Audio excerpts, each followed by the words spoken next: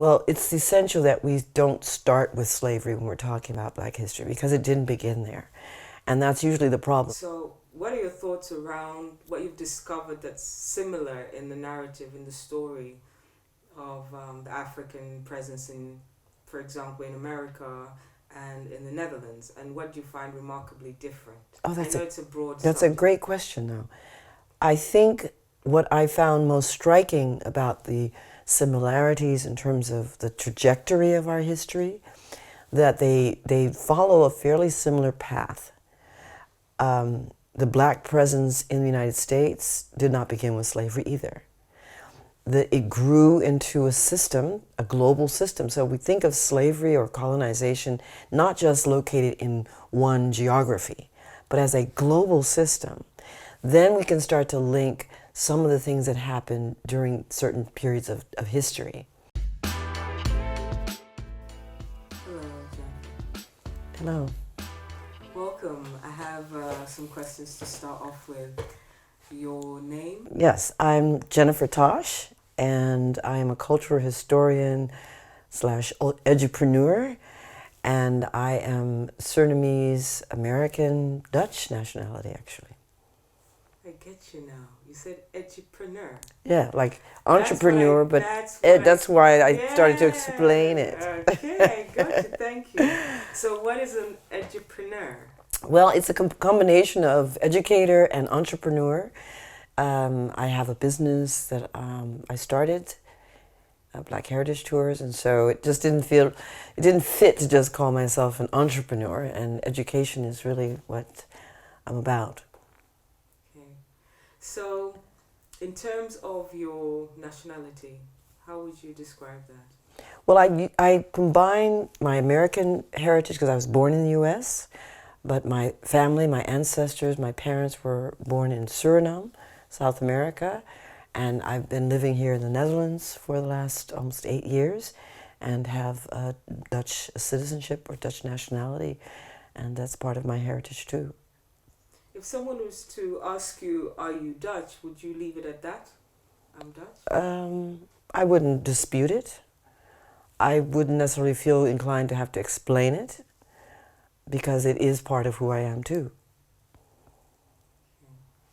Can I ask you why you got involved in culture, history, and specifically Dutch history? Well, when I came here 8 years ago, I was a student. I came as an exchange student to study abroad for a semester, and I was really excited about the idea of immersing myself in Dutch history because my mother grew up here in the Netherlands after World War II. My family had been here for 3 generations, and it was an opportunity to really learn more about Dutch history, my family's history. But I was really surprised that so much of the discourse was focused on this idea of the glory of the Golden Age. And in my studies, they weren't talking hardly at all about Suriname or Black history before slavery or colonialism or war or any of the things that would have explained both sides of the story as to how the Dutch became a world power during the time of the 17th century. So for me, it started off as a project, kind of to dispel some of the myths that I was hearing and to better understand the links between my cultures that I was claiming. So that was where it started. And so, how far have you gotten in this process? Well, I've learned a lot about both my family because I've been on this journey actually to retrieve and reclaim a lot of my family's history. And I've learned a lot about the Dutch also because they've been working in parallel to each other. Okay.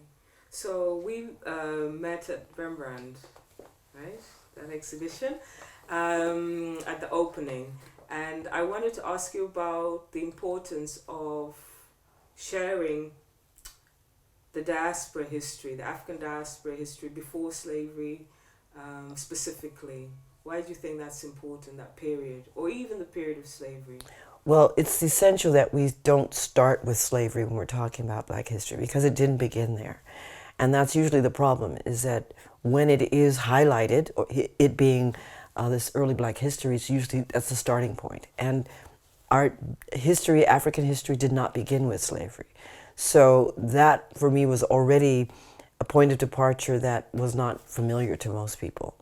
And having so much context, there was a lot of knowledge that we're now learning about the early communities that lived here in Amsterdam, throughout the Netherlands, Europe, the world. And that's an important story that still needs to be told. You've combined your search for your own familial history with your job and earning a living. Can you tell me a bit about that? Yeah, that's a story by itself, right? I didn't intend it to start off as any of those things, actually. So the fact that, almost 8 years later, I am making a viable living from it still surprises me, because in the very beginning, I have to say, some of my family didn't believe that it was, something that people would actually pay to do. Can you tell me what it is exactly? Because I know. Oh, sorry. Starting the Black Heritage Tour. So in 2013, I started the Black Heritage Tour. And since then, have been a part of co-authoring books and still pursuing my studies. And I didn't really know that this was something that could be viable. I believed in it so much that I knew that if people learned about it, that they would be intrigued and interested to experience it. I think you're very humble when you talk about what you've achieved, because like 3 books in 8 years and a tour that's been running for 7. So instead of me trumpeting your horn, could you tell the viewers just a little kind of synopsis of what you've achieved and how long it's taken you and what you're doing now? Well, I appreciate that. I think when I first started the tour in 2013, why that was... Tell us the tour, what it is again. Okay, so when I started the Black Heritage Tour in 2013, that timing was really essential for it beginning. There was the 150th year that slavery had been legally abolished in the Dutch colony, so there was already a heightened sense of interest. Museums were doing special exhibitions and the media was writing stories, but there was no public memory. So I'm also very much focused in my current studies on memory and heritage. And this sort of public memory was missing this part of the story. So really started off very small, not charging a lot of money. I was really wanting people to experience it and write about it, blog about it. And it grew organically. And then I really think what made it take off is the next year I became a part of a really important group called Mapping Slavery Nederland. And it's a collective, it's a network of historians and curators, researchers, and with that collective is the book I co-authored, the first book that I co-authored in 2014. And what it did is it validated on paper the visual experience that you have when you're on the tour. So images and short text. We made it something that was accessible for the public, because a lot of the historical text is so complicated, so dense. You just, it's a big book and you just don't want to touch it. So we tried to make it something that was accessible. And it just became, I think, word of mouth and people's experience. We immerse ourselves in a journey. I've often called people time travelers because I want them to feel like they're going back in time. And it's really taken all of the time, the last 4 to 5 years, to grow it into a brand that is sustainable, that is marketable. And I have amazing partners that also help to build that. Part of my curiosity about this project is linking the diaspora.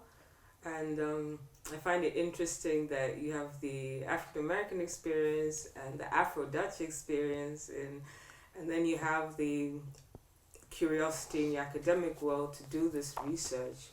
So what are your thoughts around what you've discovered that's similar in the narrative, in the story of the African presence in, for example, in America and in the Netherlands, and what do you find remarkably different? Oh, it's a broad That's subject. a great question, though.